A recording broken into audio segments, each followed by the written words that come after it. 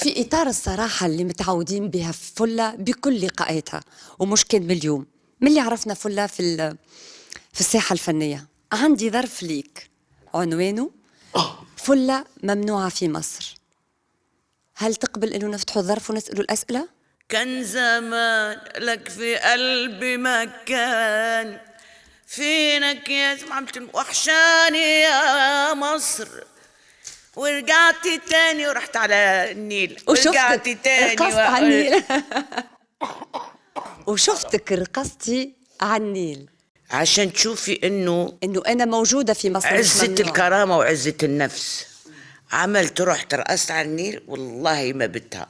ايه ورجعت 24 ساعة انه توري لهم انه انا بس لانه باش توريهم انا نمشي لمصر. انا نمشي وهيك عملوا لي في المطار وهيك. والشعب المصري وكله عارف الحقيقة. لا قصتي يعني هذه الحقيقة، قصة طويلة يعني. نرجعوا لها. كان يقول بابا في أغنيته الله يرحمه ماذا تدي يا تراب من الزينين، يا درق وجوه الأحباب خسارة، يا فراق اللي كانوا مشمولين، يا ذواق الحب بكتر مرارة. فارقت العشاق واللي كانوا متحبين، فارقت الملوك والأمارة. فيعني الفراق اللي كان في 20 سنة، نقول فراق يعني أنا فرقت الجمهور والساحة الفنية غلقت على نفسي. غلقت على نفسي والاستوديو اشتغل. عملت ألبوم بتاع شوالا.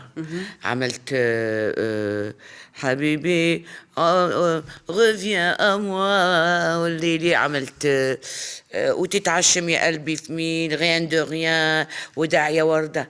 عمري ما قعدت. لا ما نقعدش. مش ضروري يكون عندكم الفيترينا بتاعتكم باش ما نغنيش. ما فيش فيترينا، فتح لنا ربي عدسة عبر المواقف ولا نعمل لايف وتغني ونغني وتطرب الناس ونطرب الناس والناس تنطرب. الحمد لله.